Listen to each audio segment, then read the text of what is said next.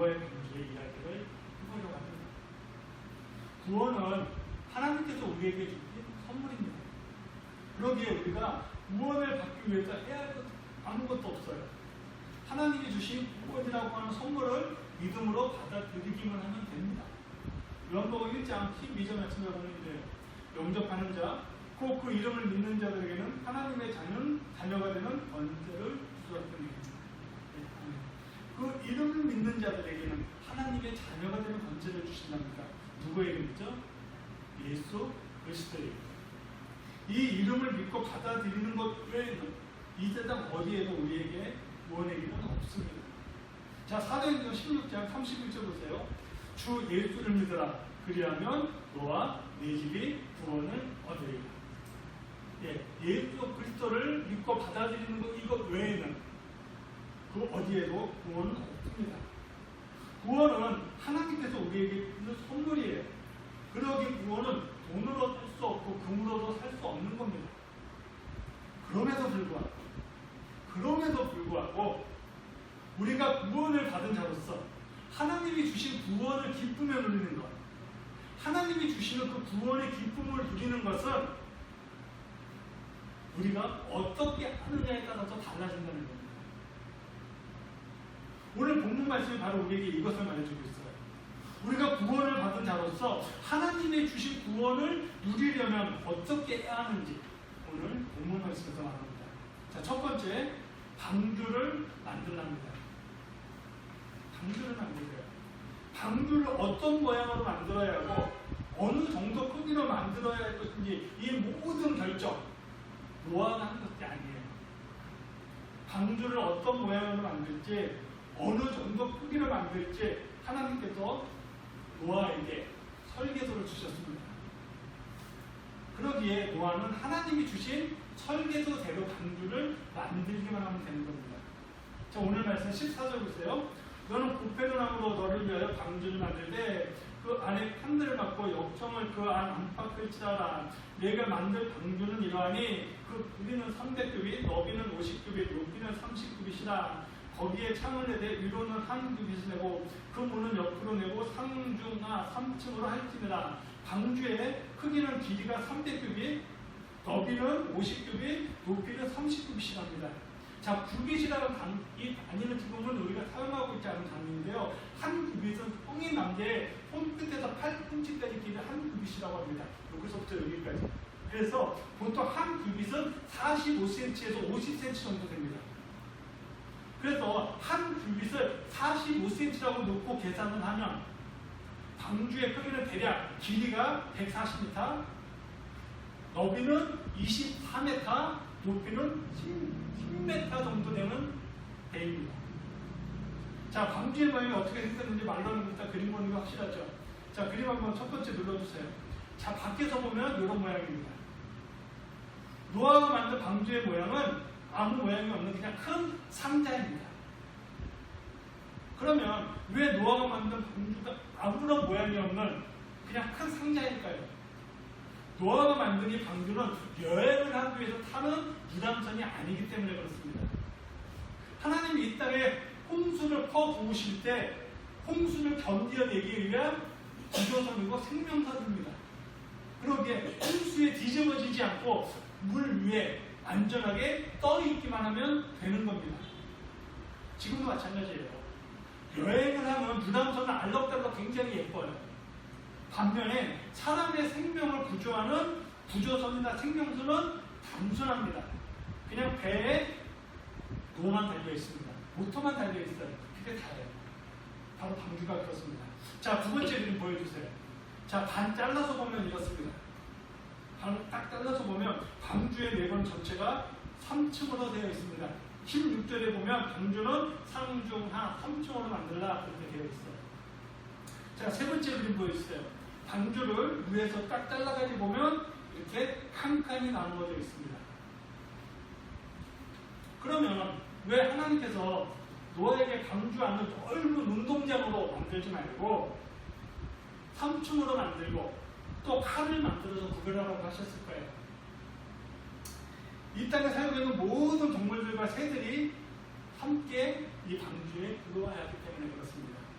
그래서 각각의 칸마다 사자, 호랑이, 코끼리, 원숭이, 강아지, 고양이가 다 한 자리씩 차지하고 있는 겁니다.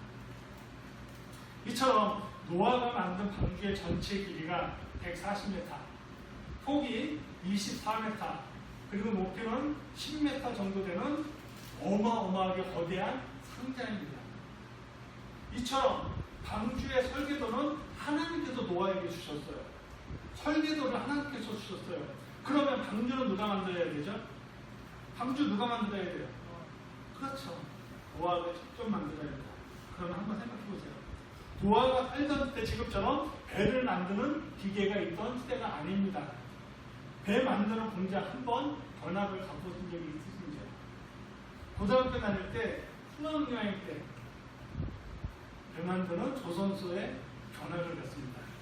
배 만드는 공장에 가서 첫 느낌, 그 공장의 어마어마한 그 규모의 와 소리밖에 안 나옵니다. 노아가 만들었던 배의 길이가 140m입니다. 140m이면 지금 만들어도 어마어마하게 많은 기술력이 동원되어야 하는 배입니다. 말이 140m지 140m 냅다 달려도 달리기 못하는 사람은 15초 이상 달려야 되는 거리입니다. 그런데 이런 배를 기계를 이용해서 만든 것이 아니라 산에서 나무를 베어서 나무를 말려서 나무를 깎아서 만들었습니다.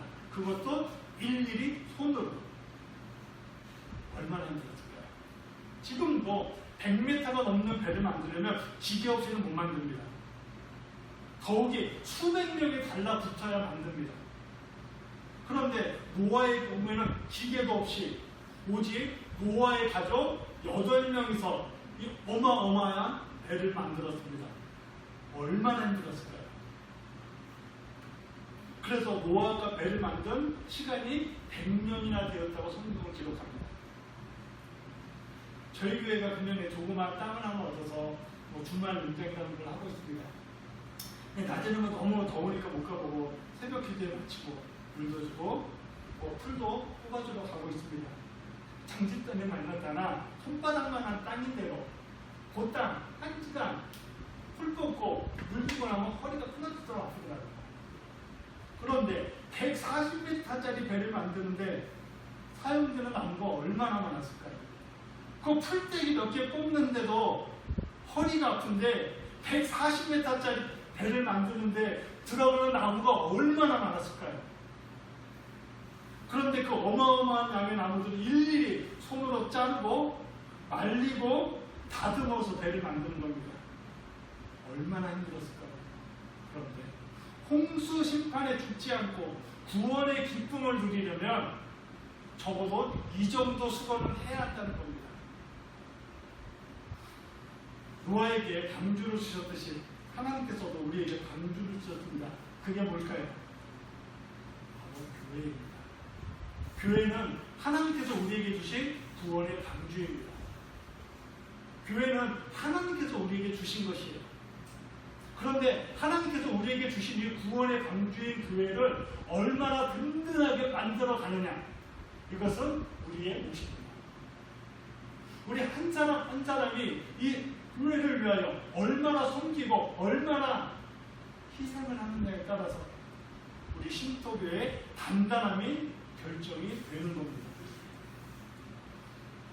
노아와 그의 아들들이 배를 만들 때, 자, 나무를 들 때 한쪽에 있는 아들이 너무 무겁다고 힘을 빼버리면 반대편에 있는 다른 아들이 넘어지거나 다치게 되는 겁니다.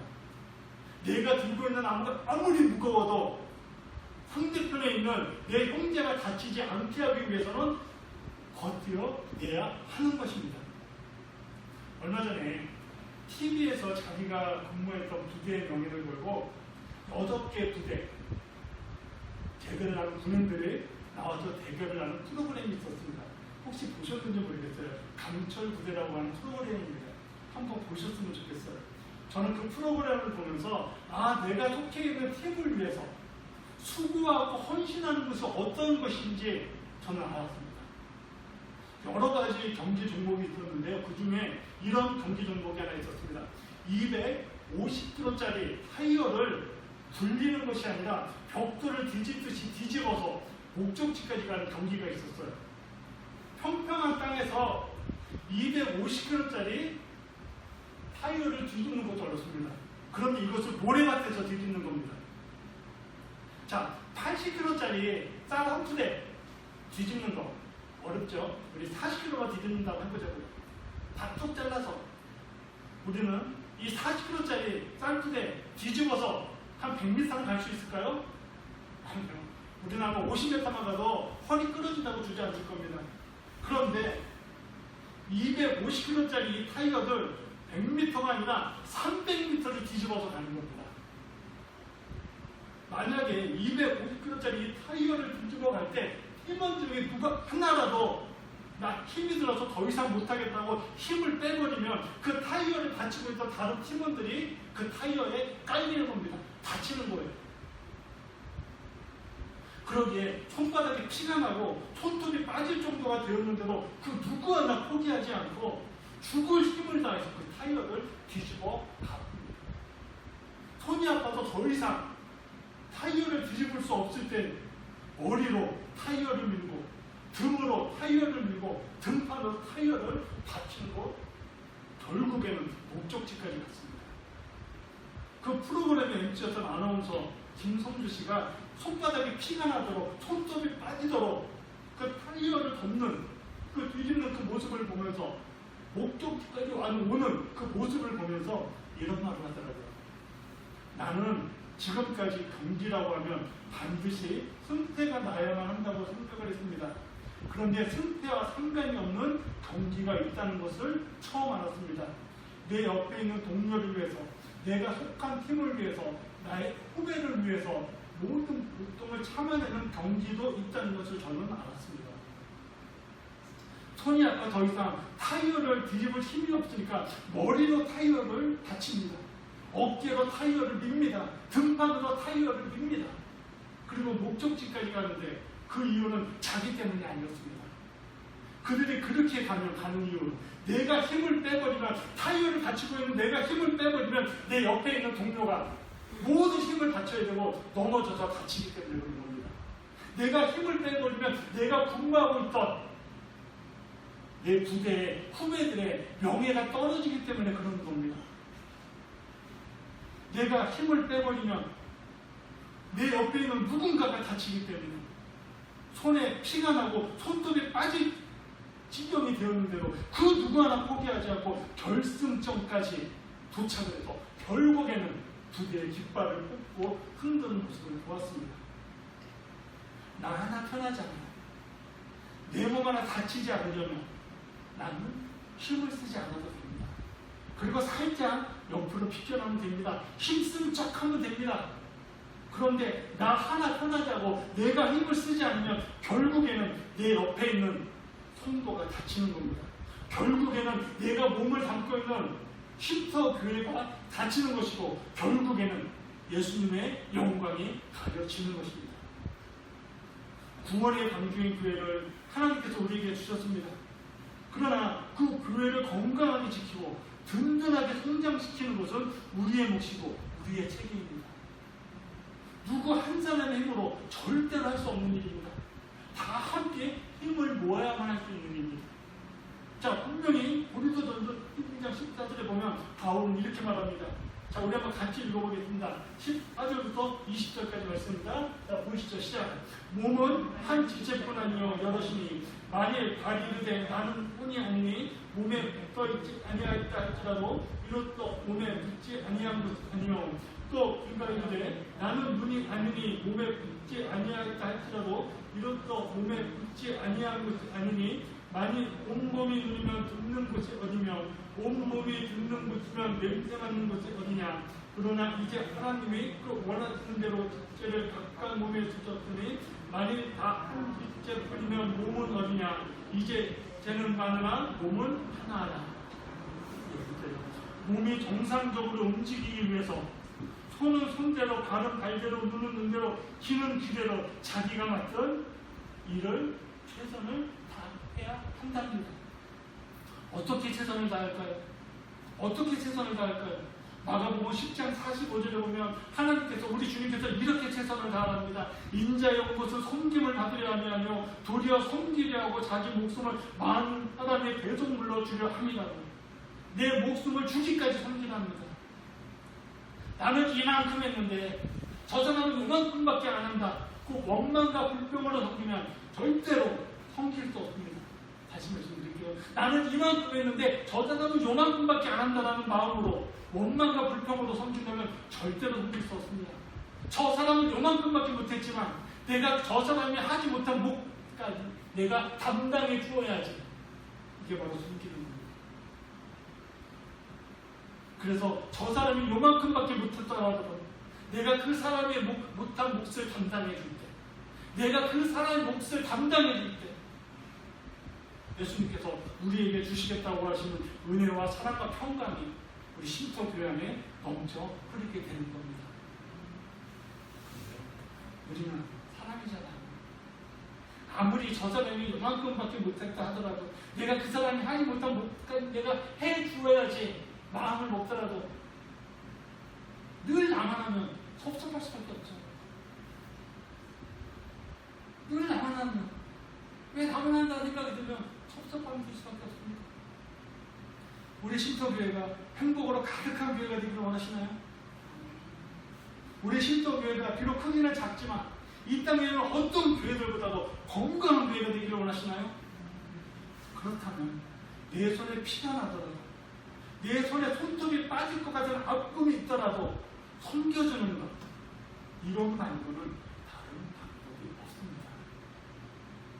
자, 두 번째, 하나님께서 우리에게 주신 구원을 누리기 위해서, 그 구원의 기쁨을 누리기 위해서 우리가 해야 할 두 번째 일은 먹을 양식과 마실 물을 준비하는 겁니다.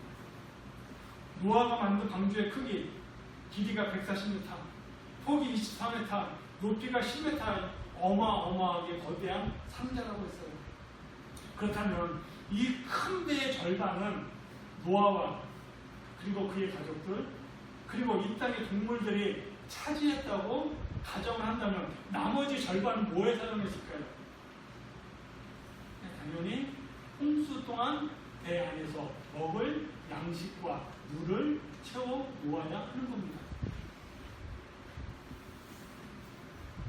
홍수가 나서 땅에 물이 묵던 기간이 성경에 약 1년이라고 기록이 됩니다. 그렇다면 1년 동안 먹어야 할 양식과 물을 채워야 하니 얼마나 많은 양식과 물이 채워져 있어야 할까요? 길이가 140m 되는 배를 만드는 것도 어려운 일인데 이 어마어마하게 거대한 이 배 안에 1년 동안 먹을 양식과 물을 채워 놓아야 하니 또 얼마나 많은 수고와 노력이 필요했을까요? 절대로 1년, 2년 안에 채워 넣을 수 있는 양이 아닙니다. 그렇다면 노아는 방주를 만들면서 동시에 매년 수확한 곡식을 해마다 조금씩 방주에다가 채워 넣었을 것입니다. 자, 21절 말씀 보세요. 너는 먹을 모든 양식을 내게로 가져다가 저축하라. 이것이 너와 그들의 먹을 것이 되리라. 양식을 가져다가 저축하랍니다. 저장하는 거죠. 양식을 저장하라는 이 말씀을 보다가 문득 이런 생각이 들었습니다. 노아가 살던 시대는 지금처럼 에어컨이나 냉장고가 있던 시대가 아닙니다. 쌀은 아무리 잘 보관을 해도 1년이나 2년 정도 지나면 벌레 먹습니다. 감자나 고구마 같은 거 보관만 잘하면 한 6개월 정도까지는 갑니다. 그러나 양파나 파나 채소, 이런 채소류 요즘 같은 날씨에 하루는커녕 반나절도 못 갑니다. 그렇다면 노아가 방주를 만든 기간이 100년이나 되고 방주를 다 만든 후에 홍수가 나서 배 안에 있을 때 약 1년이라는 시간을 그 안에 있었습니다. 그렇다면 이 긴 시간 동안 어떻게 배 안에 있던 이 양식이 썩지 않았을까요? 정말 상상입니다. 이것은 하나님께서 노아가 쌓아놓은 이 양식을 썩지 않도록 지켜주셨다라는 이 말로밖에는 설명이 안 되는 겁니다. 노아와 가족들 그리고 이 땅의 모든 동물들이 방주에 다 들어갔을 때 그 방주 안에서 1년 동안 생활하는 동안 하나님께서 아무런 불편함이 없도록 여름에는 에어컨을 돌려주셨고 겨울에는 난방기를 돌려주셨다는 겁니다. 요즘 같은 이런 방주의 가뭄에는 가습기까지 지금 틀어주셨다는 거예요. 노아가 먹을 양식을 준비했다면 구원받은 우리들이 준비한 양식은 무엇일까요? 바로 말씀입니다. 하나님께서 노아에게 양식을 주셨듯이 우리에게 말씀이라고 하는 양식을 주셨습니다. 그런데 이 양식을 먹는 것은 우리의 몫입니다. 하나님께서 우리 입에 말씀을 넣어주지는 않으십니다. 자, 시편 119편 103절 말씀 보세요. 주의 말씀에 마신 내게 어찌 이르단지요 내 입에 꿀보다 더 다니이다. 주의 법도들로 말미암아 내가 명철하게 되었으므로 모든 거짓 행위를 미워하나이다. 주의 말씀은 내 발의 등이요 내 길의 빛이니이다. 하나님께서 우리에게 주신 생명의 양식이 되는 이 말씀의 맛이 꿀보다 더 달답니다. 이 말씀의 맛이 꿀보다 더 달대요. 그런데 이것은 먹어본 사람만이 아는 겁니다. 먹어보지 않으면 하나님의 말씀이 정말 꿀보다 단지, 간장처럼 짠지, 고추장처럼 매운지 모르는 겁니다. 말씀이 우리가 걸어가는 발걸음을 비추어주는 등이 되고 우리가 걸어가는 길의 빛이 되어준답니다. 그러나 이것도 말씀을 읽고 묵상하는 사람에게만 이 말씀이 내 발에 등이 되어주고 빛이 되어주는 겁니다. 말씀을 사용하지 않으면 이 말씀을 사용하지 않으면 이 말씀 안에 기록되어 있는 모든 축복의 약속들은 제가 늘 하는 이야기 하나 있죠. 얻지 못하고 그림에 떡이 될 뿐입니다. 세 번째, 하나님께서 우리에게 주신 그 구원의 기쁨을 누리기 위하여 우리가 해야 할 일, 이 땅에 있는 모든 동물들을 방주 안으로 들어 모으는 겁니다. 자, 오늘 말씀 20절 보세요. 새가 그 종류대로, 가축이 그 종류대로, 땅에 기는 모든 것이 그 종류대로 각기 둘씩 내게로 나오리니 그 생명을 보존하게 하라. 이 땅에 있는 모든 동물들을 모두 내 앞에 보내주겠다 합니다.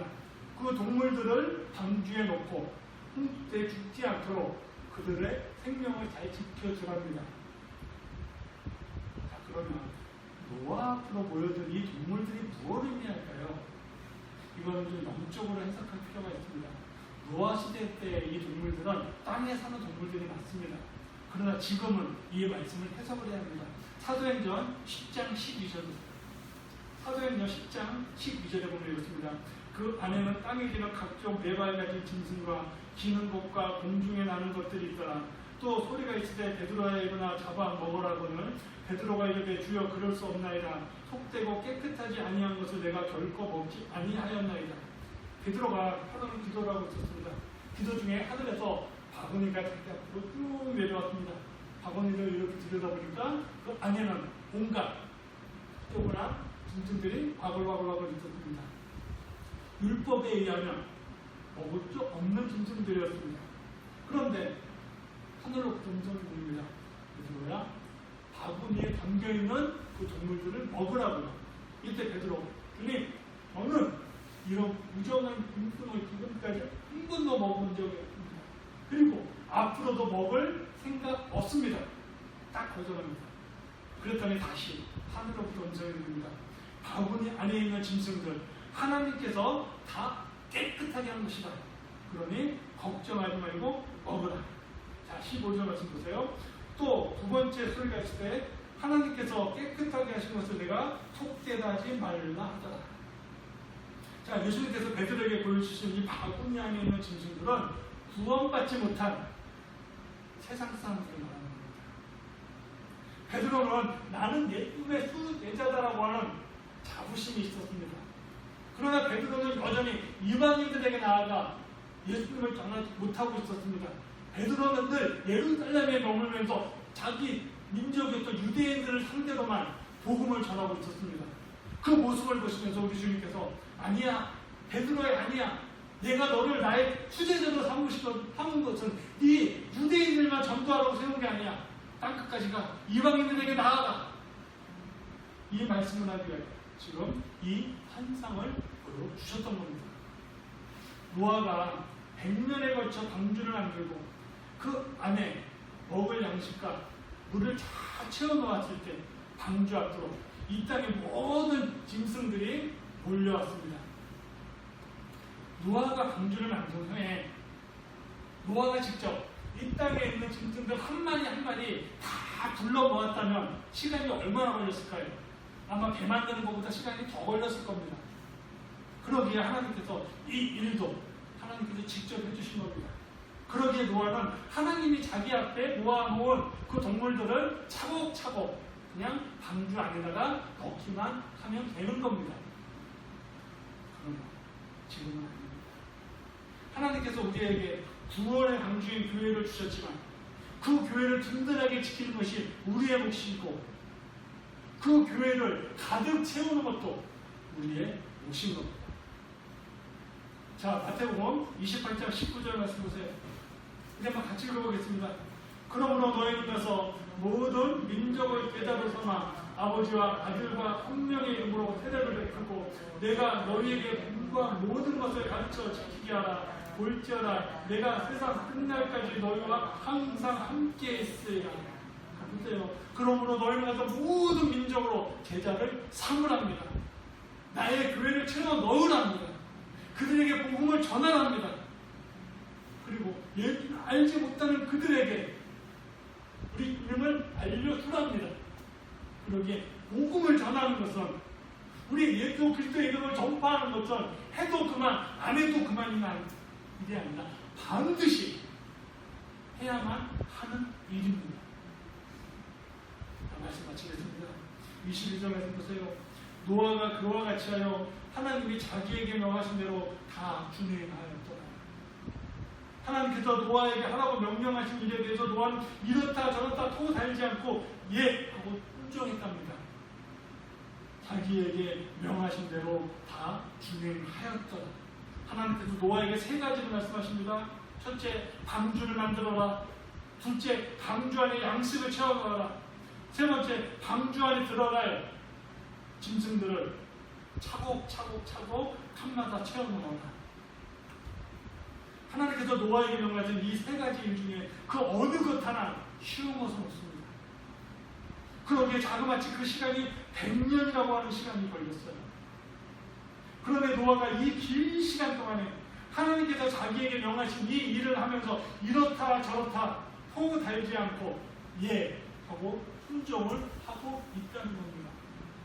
그 결과 방주의 문이 닫히고 하늘에서 폭우가 불같이 쏟아져 내릴 때 그래서 이때이 모든 사람들과 이때이 모든 짐승들이 다 죽어나갈 때 노아와 그 가족들은 구원의 기쁨을 누렸습니다.